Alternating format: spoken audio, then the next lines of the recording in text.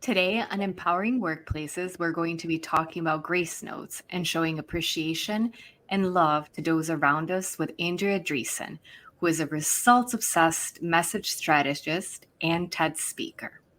Welcome to Empowering Workplaces, a show for anyone who wants to make work better and more fulfilling. We're your hosts, organizational psychologist Sanya Lucina and aspiring leader Guille Santana. Join us in today's inspiring conversation. Andrea, thank you so much for joining us today. We're just beyond excited, beyond honored to have you take the time and have this conversation with us. I became acquainted with you through your TEDx talk called The Profound Power of Gratitude and Living Eulogies. And I really watched it as I was, looking for inspiration for a talk that I was about to give. And I remember sitting there at lunch and just your message, your authenticity, what you were bringing to the table just really pulled me in. And I couldn't wait to shout it all, from the rooftops to tell one, I don't know if it's, a positive or a flaw thing that I do, but I tell all my friends and family when I come across someone who leaves an impression on me like you did. I spread the news and I share the videos and I send it to everyone from my own parents to my relatives, etc. And so thank you for that wonderful talk. And after you and I had connected and you so graciously accepted our invitation to be Empowering Workplaces, I saw that your talk got nearly 2 million views. So that is just, to me, that really pulled in my heartstrings as well, because it gives me hope about how many people are out there that care about that message, care about what you're saying, and that actually, like me, I'm sure we're sharing and resharing and telling everybody in their networks about it. So we have so many questions for you about grace notes, about living eulogies, about your story and your recommendations.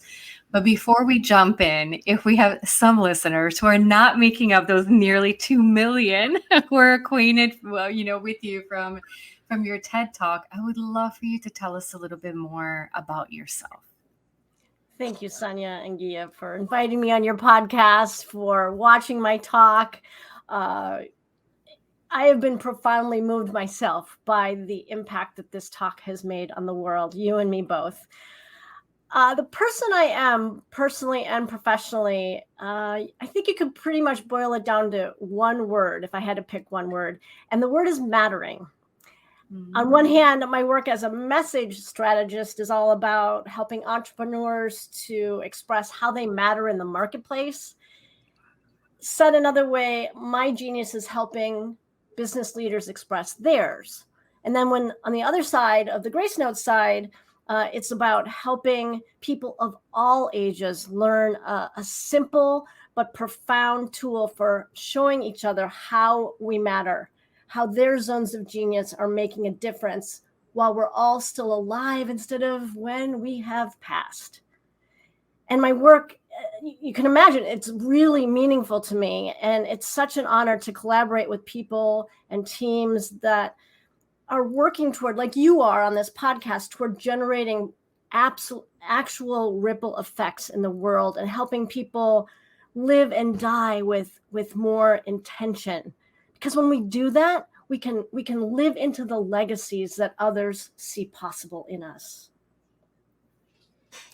Thank you for that. I think, not waiting until somebody has passed to share your feelings is so incredibly important. And what you were saying, that's interesting how you also triangulate that with business and with work, with that us sharing our feelings, but also articulating it in such a way that resonates with somebody else and has that meaning and passion. I think there are probably some people that it comes more naturally to than others. And then there are people that need help and want to work on it and need that encouragement. And so I think that I always love to find the areas where work also meets life outside of work, and where we're having these really big lessons that resonate with every part of our lives, because it's not necessarily just, how we show up to our family, how we show up to our friends, how we show up to our colleagues.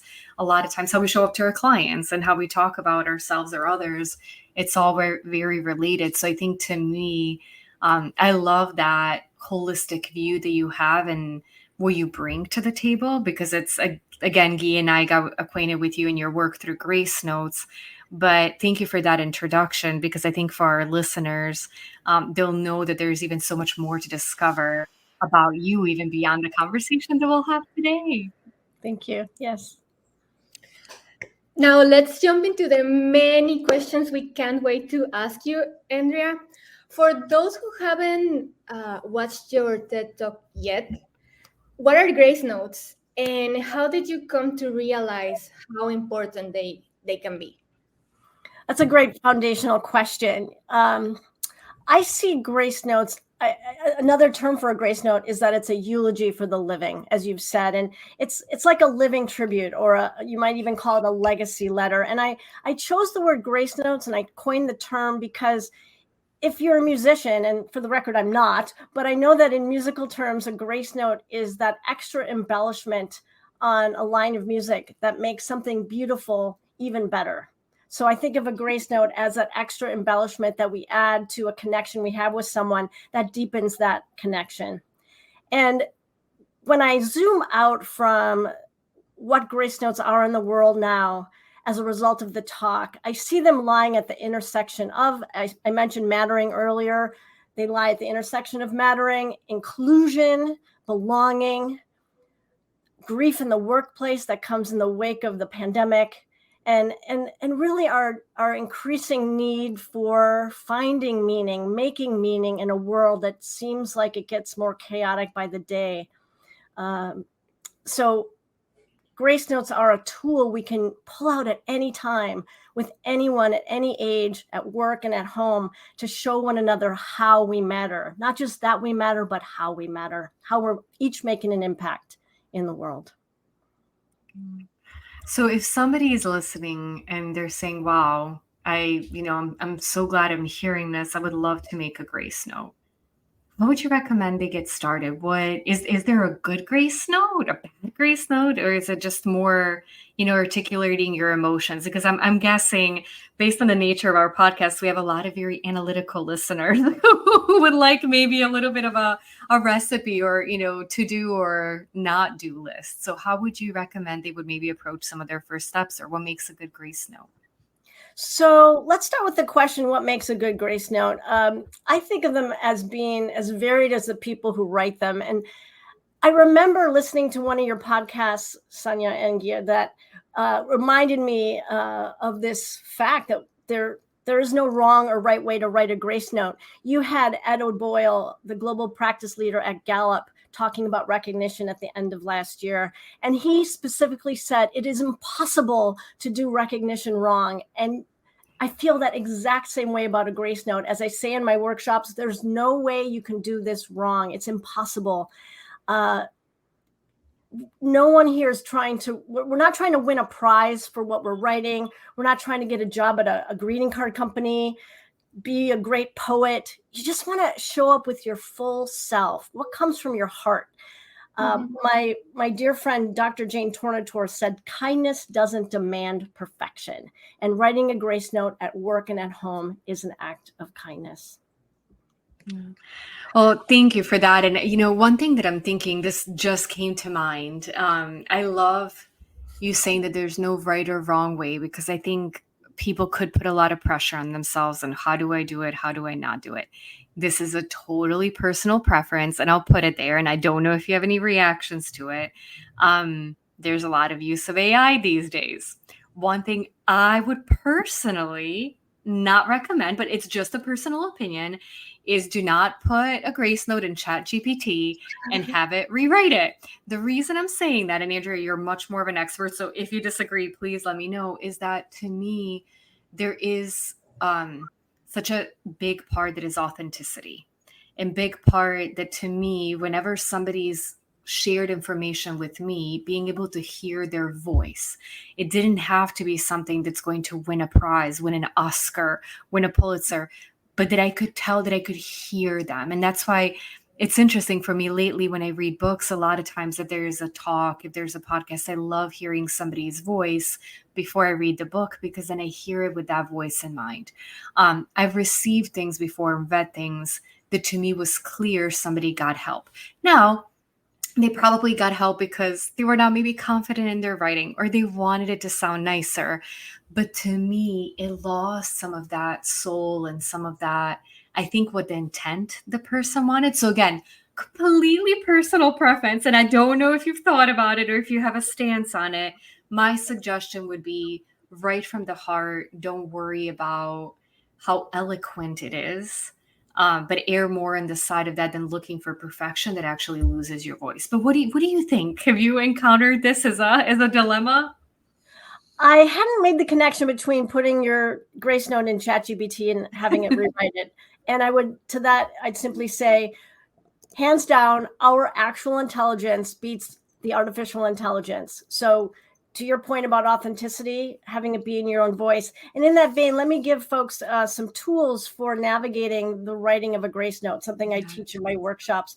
One way to navigate this, if you're not a natural writer, and it's okay if you're not, is first of all, don't overthink it. This doesn't have to be rocket science. And even find a buddy who you can talk about the person you have in mind and have them take notes for you. And that way it is in your own voice. It is coming from your authentic self, but you're not having to face that blank page on your own. Someone who you work with could write some thoughts down, and then you can use it as a draft, as a springboard to write the rest of the note. Another way to navigate any sense of challenge you may have around writing the note is to take a notebook and a pen on a walk and just jot down some notes, or keep that notebook at your desk or at your bedside table and make some notes when things come to mind. But again, refer back to that. Don't overthink it. You're not writing a treatise. You're writing a note. It can be one sentence. And in that vein, let me give you a couple examples from actual grace notes to help ease that potential fear that you don't have what it takes to write a grace note. So imagine someone wrote, and this is, like I said, an actual grace note. You display continuous integrity. I see how you consistently stick to your ethical principles and are reliably trustworthy time and time again. Would this not inspire you to live more deeply into your integrity? Or what if someone said, whenever you walk in the room, there's so much more positivity and possibility? Would this not affect how you walk into that room? I keep on my wall in my office a note my dad gave me 30 years ago. And for the record, I keep his letters in a fire safe because they're so precious to me. But the note on the wall says, I am in awe of my kid doing such a brave thing. And he's referring to my move from the Midwest of the United States to Seattle, where I knew no one, I had no job, I had no social structure. So those simple sentences can really help fuel our sense of mattering, of how we're contributing to the world. And as I say, it allows us to live more deeply into the legacy that others see possible in us. I think about how we've all had those days with a caca hitting the fan kind of day, and your hair just might be on fire because something's happening at work, and maybe it's just someone you kind of know, you run into in the hallway who pays you a sincere compliment, or a colleague who takes just a few minutes to acknowledge you for who you were in a meeting, how you showed up, can give us a feeling of comfort and empowerment and joy that was missing in the day up until then, and can influence us 30 years later, as my note from my dad did. A simple 1, 2, 3, 4, 8-word note. I still keep it. That's the impact these make. And he did not overthink that. He was just in the heart. I think about that sometimes because, and I try to do it relatively consistently. And there's, is always ability to do better, but sometimes we forget how even a few words and expressing how you feel for someone else, how much of a big difference it can make. And it doesn't, to your point, it doesn't have to take a long time. It doesn't have to take a lot of thought. And sometimes I do keep myself from doing this sometimes because I don't want to like scare people. But sometimes on the street, if I see somebody like a woman walking by that's, got a really interesting blouse or something like whatever, sometimes I'll say, oh, I love that, or I'll smile, or do, again, sometimes I know that, people don't like strangers interacting with them always. So I try to balance that. But even people in my life, I thought about, in the professional setting, as being an organizational psychologist, I have a lot of conversations about performance feedback. And so recently somebody was saying, when you're telling somebody in a work setting what they are doing well and what they could do better, it's really important to be specific. And one of the things that I've started to do more in the personal end is, even if my son is 5.5 years old, he's little, but I'll tell him, I'm so proud of you for this. Thank you so much for this. I'm so glad you did this. I do that with my husband too. He is not a psychologist, so I wonder if sometimes he's like, oh, Sonia, please. But, I think those are sometimes the relationships we can forget, are our partners, and to express that gratitude and say, thank you so much for going out of your way and making breakfast, or thank you so much for connecting and being specific, instead of, I like I said, I say I love you all the time, but maybe that why, like, what is it that you really did today that stood out? And I do think that means a lot to people. And I think kind of building that in on an ongoing basis, and especially because you never know what moment it's just really going to mean a lot to someone, because they're having a hard day, or maybe they're tired, or maybe there are things around them, they're just not going well. And just knowing that there's that they made a difference, that they feel seen. I try to think about that often, that you don't know, it's a nice thing to do anyways, but you don't know when it's going to be a really big thing for someone, just to show even a little bit of gratitude. It's true. It's true. And as we're talking, I want to share a key piece of it, of what for me informs the quality of grace notes and why they make an impact that they do. While technically speaking, sometimes people ask me, could I send a grace text? Can I, what about an email? Cool. If that's the only option you have, knock yourself out. At the same time, the power of these is that they're actual physical notes in a world of where everything is digitized, and we are on our screens almost all day and night long. Having a tangible reminder of how we're mattering in the world helps us live into those things that others are sharing with us, allows us to hold something in our hands that is tangible in a very intangible world. And Sonia, to your point earlier about how to make this easier, I mentioned a couple of actual grace notes. And one way to ease the writing process and to allow you the opportunity to write that physical note that you hand to someone is to simply use what I consider writing prompts. And I have 20-ish that I tend to share in my workshops. I'm going to share a couple here now that work well within the work environment. So you would use these kind of like the game Mad Libs, if anybody's familiar with the game Mad Libs, if you played it in middle school, or maybe you still play Mad Libs. It's that fun fill in the blank word game. So with some Mad Lib spirit, we get these Grace Notes writing prompts. And for example, at work, you slayed the blank dragon. What dragon might you have slayed? Tell the Gracie about that. The main reason you should be on a team is answer that prompt. How might that inform your grace note? Or I mentioned it earlier, when you enter the room, there's more blank. And you are the go-to person for what? And finally, your secret weapon is, what is it? Answer that prompt. And again, it guides your writing so you don't have to face that blank, intimidating page. Wow. So, Andrea, now that you mentioned that writing grace notes is as easy as having a prompt and following a pattern, and that grace notes don't really have to be perfect, you don't have to overthink them, and that the medium doesn't really matter as long as you're authentic. What do you think is keeping people from expressing, their love and appreciation for others while they're still alive? I asked that exact same question, Gia. That is the question that drove my giving the talk in the first place. I thought I have to have an understanding of why this isn't more common, because we know deep down this is just a good idea. We've all perhaps been to a funeral and heard a eulogy and wondered, did this person who's now passed know how she was really mattering in the world before it was too late? So I've actually polled people and asked them the question you just asked. Why don't we grace one another more meaningfully? And there are 4 main reasons. I'll share them in the order in which they're most commonly cited in my poll. The first reason people cite is this fear of feeling awkward.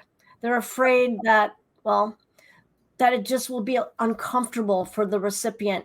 A woman out of the University of Pittsburgh wondered the same thing. And I think it was 2021, her name is Dr. Peggy Liu. She surveyed, she did a project where she had people identify people in their network with whom they hadn't interacted with for a while, and had them each write a note. And the responses were not what the people who before they wrote the note, they said, well, they were concerned that it was going to create this fear of feeling awkward, that the people would think it was really weird. But in fact, that didn't happen at all. The recipients of the notes said they were so touched that someone reached out to them even after all this time, and that there was this, importantly, there was this element of surprise and delight. So let's strike that fear of feeling awkward from the table. Another reason people cite is not sure what to say. We've just addressed that a little bit here on this podcast.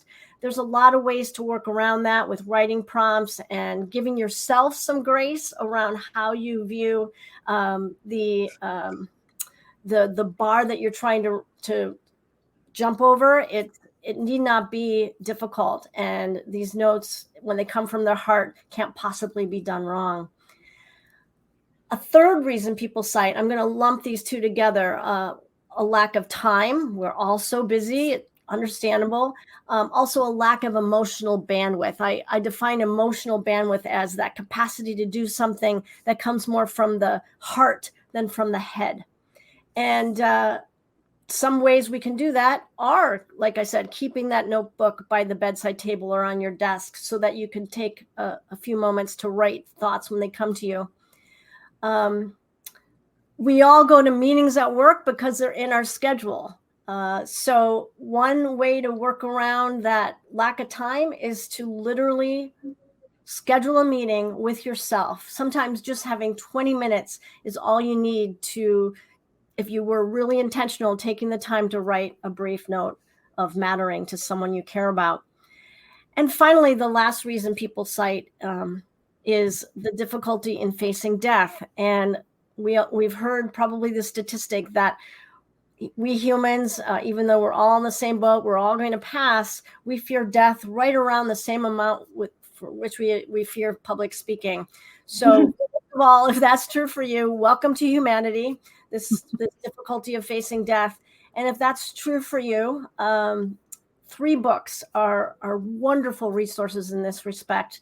As a hospice volunteer myself, and as someone who maybe weirdly studies death and dying, I believe these 3 books are cream of the crop.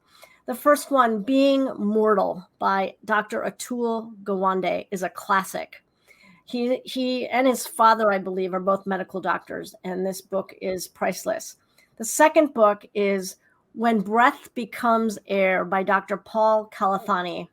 And third, this one just came out by Elua Arthur, a death doula whose TED Talk you absolutely must see, is called Briefly, Perfectly Human. I'm taking notes of all of those. I'm an avid book reader. So I was writing all of them down. Thank you so much. And I'll definitely check out her TED Talk as well. But I think the book, based at least on the title, sounds definitely like it's worth taking the time to read. So Andrea, you mentioned a little bit earlier in the conversation just some prompts around sharing grace notes and gratitude more effectively in work. So you've mentioned the idea of how grace notes are rooted in sharing how each person matters personally and professionally, and that sometimes the idea of mattering in the context of work can seem like too soft of a word. How do you see it? Yeah, I can see where that might be coming from. The word mattering may seem a little airy-fairy, may seem a little unicorns and rainbows, but it's not. And I know of quite a batch of scientific evidence on the power of mattering. I call this collectively the math of mattering and the science of being seen. So one data point that's of interest: mattering matters at work. Here we are talking about empowering workplaces. It's great that mattering matters at work, since we spend about a third of our lives here. That's about 90,000 hours in an average lifetime. That is a big number. So in 2023, the US Surgeon General, Dr. Vivek Murthy, said mattering at work, he said it as the fourth essential in his framework for workplace mental health and well-being. That's a pretty big deal. Dr. Murthy said that knowing you matter has been shown to lower stress, while feeling like you don't can raise the risk of depression. And this essential rests on the human needs for dignity and meaning. I mean, that is such powerful commentary on the lack of mattering in our world, but the possibility inherent in it. Maybe you covered this idea of Dr. Murthy's mattering at work in a podcast, or maybe it's something to consider. I think we'll have to, because I mean, obviously this is a topic that is just hugely important to us. And I think hugely, based on the statistics you just shared and more, hugely important to the workplace. So I might need to reach out to him and see if he'd be willing to join us. I love that idea. Or someone from his office, because they really are dedicated to changing the game on this. And so are you. So yes.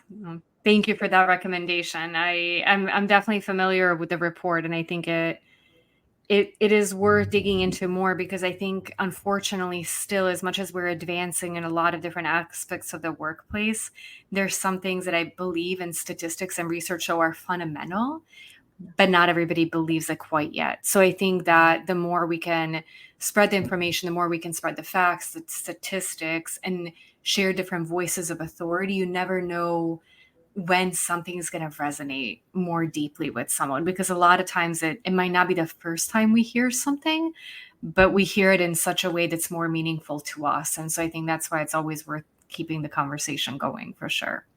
Absolutely. I totally agree. And here's some more fuel for that fire. This again, the Surgeon General, on a different note, said he highlighted how pervasive loneliness is, that 1 in 2 adults in the United States are living with measurable levels of loneliness. This is more than diabetes, but oh my God, we treat diabetes, I'm also fascinated by this report from, again, I'm going to refer back to Gallup. It said that it takes more than a 20% pay raise to lure most employees away from a manager who engages them, but next to nothing to poach disengaged workers. So, I mean, I'm just so grateful for podcasts like yours, because they help, again, change these numbers and change the game. In workplaces too, data show that nearly a third of workers feel invisible, 27% feel ignored, and almost half feel undervalued. This data came from WorkHuman.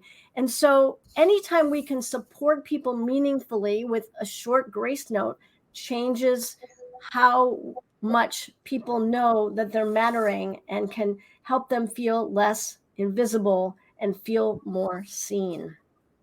Yeah. And that's actually something that came out in our own Question Pro survey of our employees. We had a whole section of questions asking about recognition, and it was really incredible. I know a lot of times points of conversation in organizations are, is how meaningful is recognition without rewards? How much does it fuel each other? And I don't remember the statistics off the top of my head, but the vast majority of our employees said, I would love to get more recognition.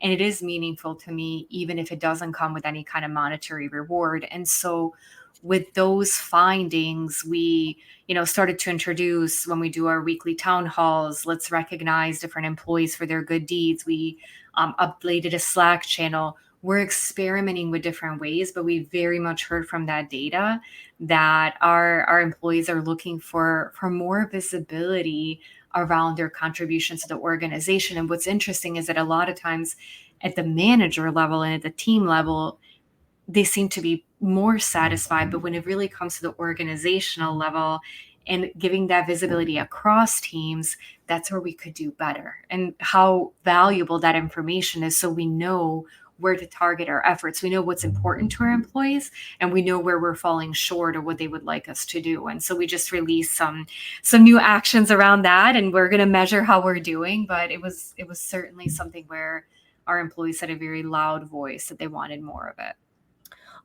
It's really encouraging to hear that, Sonia. And also, what I remember hearing too on one of the podcasts of yours that I listened to, and it was one where Maddie Grant was there, and tell me if this resonates with you. I believe what she said was employees who get recognition are 20 times more likely to be engaged than those who get little recognition.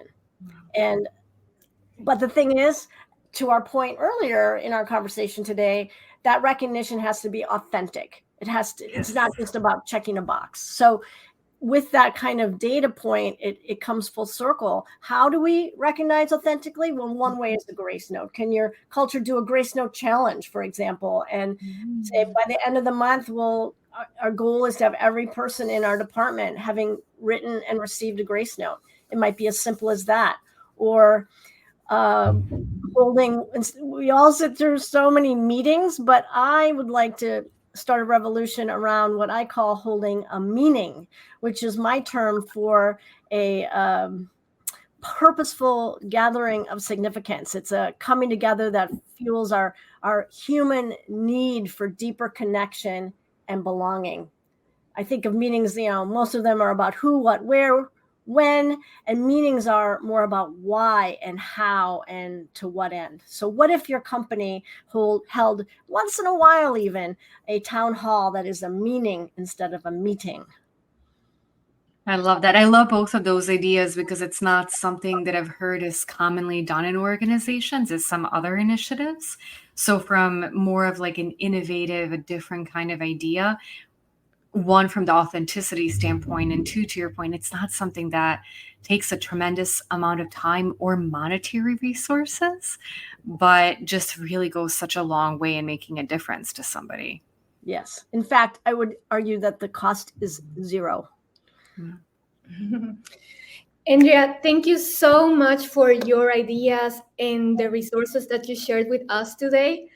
As our conversation today reaches a close, what final advice would you give to our listeners when it comes to sharing grace notes and just showing appreciation? Yeah, I would say, referring back to my comment about don't overthink it, for one thing. And we tend to think of procrastination as the task feeling kind of insurmountable. But in the case of writing a grace note, it's the impact that's monumental, not the task. Oh, thank you. I echo everything Gabe was saying. Thank you, Andrea, so much. This time was incredibly valuable. I can't believe how much we got both philosophically and very practically. I took a lot of notes and I'm definitely going to re-listen to the episode as well, because I think there are some statistics I might have missed that can very much resonate with our work. So for anyone that's looking, would maybe like to follow your work or get in touch with you, where's the best place for them to find you or contact you? Two places, grace-notes.org, plural, grace-notes.org is, where I write and talk about Grace Notes, and AndreaDriessen.com, AndreaDriessen.com. Thank you so much again. And please, for our listeners, do reach out to Andrea, do learn more about her work. I think we just scratched the surface in our conversation today from all of the incredible things you do. But thank you again so much for your time today. Thank you for everything you bring to the world. And I'm certain in the future we'll continue our conversation, and we'll continue to be huge fans of yours and your work. Right back at you, both of you, for doing such important, impactful work that is moving the dial on workplace empowerment. Thank you. Thank you so much.